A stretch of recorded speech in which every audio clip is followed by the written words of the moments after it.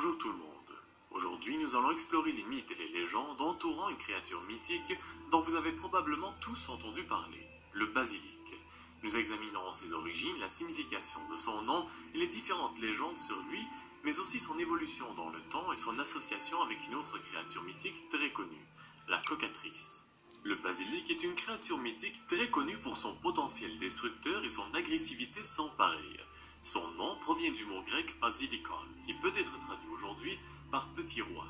On lui avait attribué ce nom parce qu'il était souvent décrit avec une crête surmontée sur la tête qui ressemblait vaguement à une petite couronne.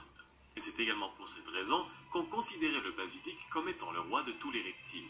La première mention du basilic dans l'histoire remonte à l'Antiquité, plus particulièrement dans l'histoire naturelle de Pline l'Ancien, une œuvre littéraire de plusieurs volumes dédiée à l'empereur romain Titus. La description physique de la créature par Pline l'Ancien est loin de correspondre à l'image qu'on se fait de lui dans notre culture populaire moderne. Le basilic y est décrit comme un serpent de petite taille, extrêmement venimeux et qui pouvait terrasser n'importe quelle créature vivante d'un seul regard. En fait, il était si venimeux que son haleine seule pouvait empoisonner tout ce qui se trouvait à proximité. Le basilic est, avec raison, l'une des créatures légendaires les plus redoutées de tous les temps. Mis à part son regard foudroyant, le basilic possédait tout un arsenal destructeur qui faisait de lui un monstre à éviter à tout prix. Mais selon plusieurs, incluant Pline l'Ancien, l'arme la plus terrifiante du basilic était son venin.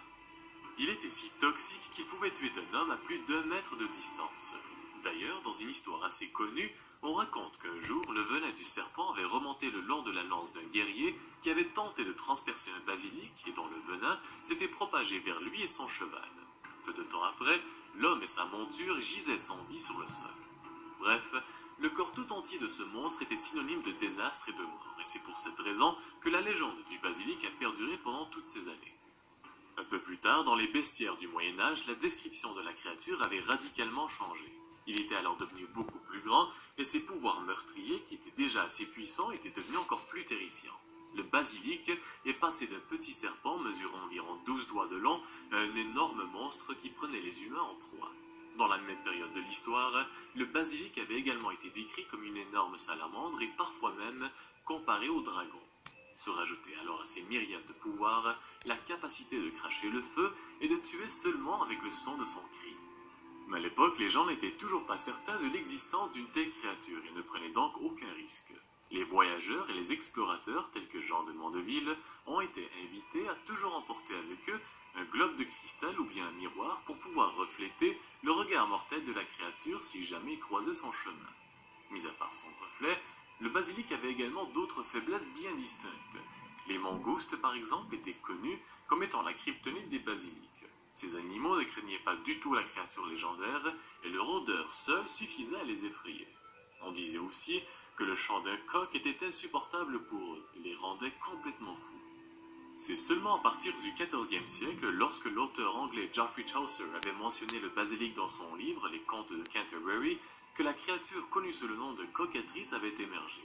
La cocatrice était présentée comme étant une variante du basilic qui avait une tête de coq, des ailes de dragon et un corps de serpent. Il arrivait aussi qu'on décrive la créature avec des ailes de chauve-souris et un corps de coq. Bref, généralement le basilic ressemblait plus à un serpent, tandis que la cocatrice s'apparente un peu plus au dragon. Mais mis à part ces quelques différences physiques, la cocatrice était tout aussi dangereuse que le basilic et partageait les mêmes pouvoirs meurtriers. L'influence du basilic sur le folklore et l'histoire européenne est significative.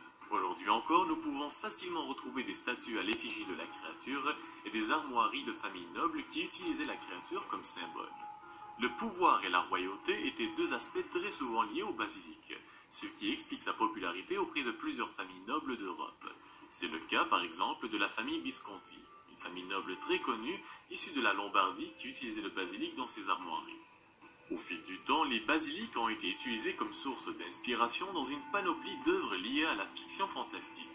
Et aujourd'hui, que ce soit dans les livres, les films, les jeux de rôle ou bien même encore les jeux vidéo, les basilics font encore partie des créatures fantastiques les plus connues et les plus appréciées.